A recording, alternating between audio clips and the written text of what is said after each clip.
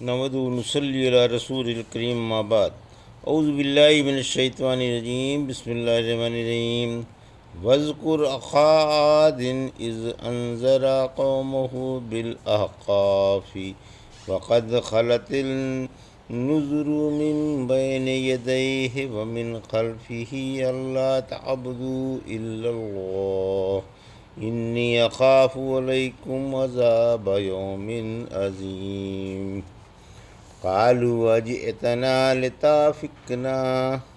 لتافکنا عن آلہتنا فأتنا بما تعدنا ان كنت من الصادقین قال انما العلم عند اللہ وأبلغكم ما أرسلت به ولكني أراكم قوما تجهلون فلما رأوه عارضا مستقبل أوديتهم قالوا هذا عارض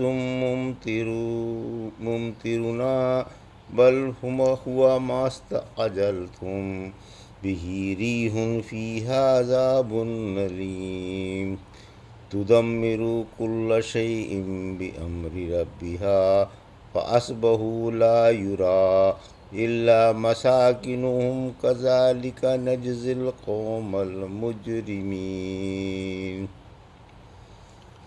ابھی آپ نے سورہ اعقاف کی آیت 21 سے 25 کی تلاوت سماعت فرمائی۔ ان آیتوں کا ترجمہ اور تفسیر اس طرح: واذکر اخا عاد اذ انذر قومه بالاحقاف وقد خلت النذر من بین یدیہ ومن خلفہ الا تعبدوا الا اللہ انی اخاف علیکم عذاب یوم عظیم۔ آیت 21: قالوا اجئتنا لتأفکنا عن آلہتنا فأتنا بما تعدنا ان كنت من الصادقین۔ آیت 22: قال انما العلم عند اللہ وأبلغكم ما أرسلت به ولكني أراكم قوما تجهلون۔ آیت 23: فلما رأوه عارضا مستقبل أوديتهم قالوا هذا عارض ممطرنا بل هو ما استعجلتم به ريح فيها عذاب أليم۔ آیت 24: تدمر كل شيء بأمر ربها فأصبحوا لا يرى إلا مساكنهم كذلك نجزي القوم المجرمين۔ آیت 25۔ ترجمہ: قوم عاد کے بھائی کو یاد کرو جب انہوں نے احقاف میں اپنی قوم کو ڈرایا، اور یاد رکھو آپ سے پہلے بھی ڈرانے والے آ چکے تھے اور آپ کے بعد بھی، اور کہا کہ اللہ کے سوا کسی کی عبادت نہ کرو، میں تم پر بڑے دن کے عذاب سے خطرہ محسوس کرتا ہوں۔ قوم نے کہا کیا آپ ہمارے پاس اس لیے آئے ہیں کہ ہمارے معبودوں سے ہمیں روک دیں؟ اب آپ ہم پر وہ عذاب لے آئیں جن کا آپ ہم سے وعدہ فرماتے ہیں۔ فرمایا یہ علم تو اللہ ہی کے پاس ہے، میں تو تمہیں پیغام رسالت پہنچا رہا ہوں، لیکن میرے خیال میں تم جہالت پر اتر پڑے ہو۔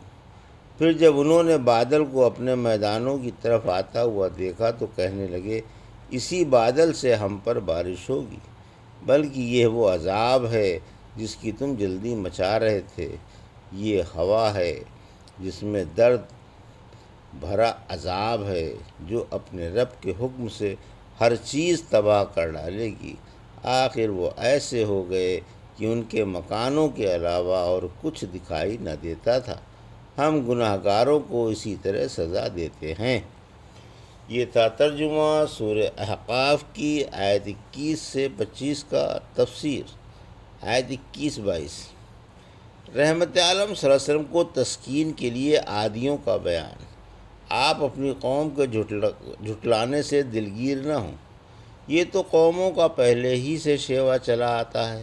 پہلے نبیوں کے واقعات پر غور فرمائیے کہ ان کی قوم نے بھی انہیں جھٹلایا، اور نہ صرف جھٹلایا بلکہ در پہ آزار ہو گئے، بلکہ بعض نبیوں کو تو شہید بھی کر دیا گیا۔ عادیوں کے بھائی سے مراد ہود علیہ السلام ہیں۔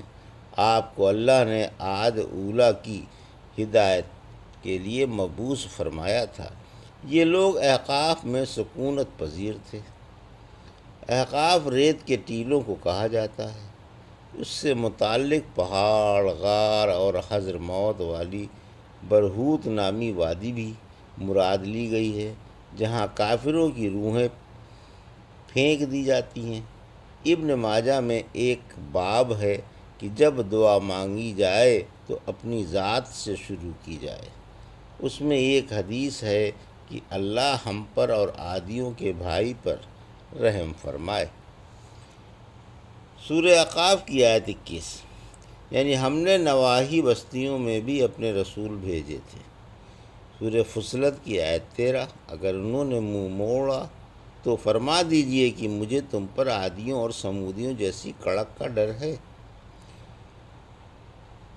یعنی حضرت ہود علیہ السلام نے اپنی قوم سے فرمایا کہ اللہ کے سوا کسی غیر کی عبادت نہ کرو اور پکے سچے موحد بن جاؤ، ورنہ ایک بڑے دن کے عذاب کا مجھے ڈر لگا ہوا ہے۔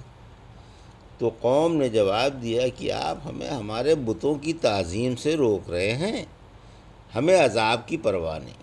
جس عذاب کا آپ کو ڈر ہے وہ ہم پر آ جائے، چونکہ عذاب کو محال جان رہے تھے، اس لیے عذاب مانگ رہے تھے۔ سورہ شورى کی آیت 18 میں فرمایا جن کا قیامت پر ایمان نہیں وہ عذاب کی جلدی مچا رہے ہیں۔ آیت 23، اس نادانی کا اللہ کے نبی صلی اللہ علیہ وسلم نے جواب دیا کہ یہ علم تو اللہ ہی کو ہے کہ عذاب آئے گا یا نہیں، اگر وہ چاہے گا تو عذاب بھیج دے گا، اور میرا کام تو محض تبلیغ رسالت ہی ہے، مگر افسوس تم بڑے احمق ہو۔ آخر اللہ کا عذاب بادل کی صورت میں آیا، ایک عرصے سے بارش بند تھی اور خوفناک قحط سالی پھیلی ہوئی تھی۔ آیت 24، یعنی اچانک ایک ابر نمودار ہوا اور ان کی طرف بڑھتا چلا آیا، یہ مارے خوشی کے اچھلنے کودنے لگے کہ لو دیکھو وہ کالا ابر آ رہا ہے، رفتہ رفتہ افق پر چھا رہا ہے اور اس کا رخ ہماری ہی طرف ہے۔ اب بارش ہوگی، لیکن ابر کی شکل میں اللہ کا قہر و غضب تھا جو اس بد نصیب قوم پر برسنے والا تھا۔ یہی وہ عذاب تھا جس کی جلدی مچائی جا رہی تھی۔ آیت 25، آخر یہ ابر سخت تیز و تند آندھی میں تبدیل ہو گیا، جس نے اللہ کے حکم سے ان اشیاء کو جن کی بربادی مقدر ہو چکی تھی غارت کر دیا۔ سورہ زاریات کی آیت 42 میں فرمایا یہ ہوا جس چیز سے گزر جاتی اسے ریزہ ریزہ کر کے چھوڑ دیتی، سارے عادی غرور کے پتلے تباہ ہو گئے، کوئی بھی تو نہ بچ سکا۔ پھر فرمایا ہم ان نافرمانوں کو جو ہمارے رسولوں کو نہیں مانتے اسی طرح سزائیں دیتے ہیں۔ صدیقہ تعالیٰ فرماتی ہیں میں نے کبھی آپ صلی اللہ علیہ وسلم کو اس طرح ہنستے ہوئے نہیں دیکھا کہ کچلیاں دکھائی دیں، آپ صرف مسکرایا کرتے تھے۔ جب بادل یا آندھی آتی تو بے قرار ہو جاتے ہیں۔ ایک دن میں نے پوچھ ہی لیا کہ لوگ تو گھٹا دیکھ کر خوشی مناتے ہیں، آپ کیوں فکر مند ہو جاتے ہیں؟ فرمایا عائشہ میں کیسے مطمئن ہو جاؤں کہ اس میں عذاب نہیں ہے؟ ایک قوم ہوا ہی سے تباہ ہوئی، ایک قوم نے عذاب کی گھٹا دیکھ کر کہا تھا لو گھٹا آ گئی، بارش ہوگی۔ آپ جب کبھی آسمان کے کسی کنارے سے ابر آتا دیکھتے تو سارے کام حتیٰ کہ نماز تک چھوڑ کر یہ دعا مانگنے لگتے تھے، اللہم انی اعوذ بک من شر ما فیہ، اے اللہ میں اس کی برائی سے تیری پناہ مانگتا ہوں۔ پھر کھلنے پر اللہ کی حمد فرماتے اور برس جانے پر یہ دعا مانگتے، اللہم انی اسألک، اے اللہ میں تجھ سے اس کی بھلائی اور اس میں جو کچھ ہے اس کی خیر و برکت اور جسے یہ ساتھ لائی اس کی اچھائی مانگتا ہوں، اور اس کی برائی سے اور اس میں جو کچھ ہے اس کی برائی سے اور جسے یہ ساتھ لائی ہے اس کی برائی سے تیری پناہ مانگتا ہوں۔ قوم عاد کا واقعہ اعراف و ہود میں بیان ہو چکا ہے۔ عادیوں پر انگوٹھی کے حلقے کی برابر ہوا کھولی گئی تھی۔ پہلے تو یہ ہوا دیہاتوں پر چلی، پھر شہروں کی طرف رخ کیا۔ ابر آتا دیکھ کر شہری خوشی سے پھولے نہ سمائے کہ اب ضرور مہ برسے گا، لیکن یہ دیہاتیوں کو اٹھا کر لا رہی تھی جو شہریوں پر پٹخ دیے گئے اور سب غارت ہو گئے۔ یہ ہوا اس قدر تیز تھی کہ خزانچیوں کو اس کا سنبھالنا مشکل تھا، اور دروازہ کے سوراخ سے نکلی جا رہی تھی۔ اللہم حفظنا منہم، اللہم حفظنا منہم۔ یہ تھا سورہ اعقاف کی آیت 21 سے 25 کا ترجمہ اور تفسیر جو ابھی آپ نے سماعت فرمائی۔ بارک اللہ لی و لکم فی القرآن الحکیم ونفعنی وایاکم بالآیات الذکر الحکیم۔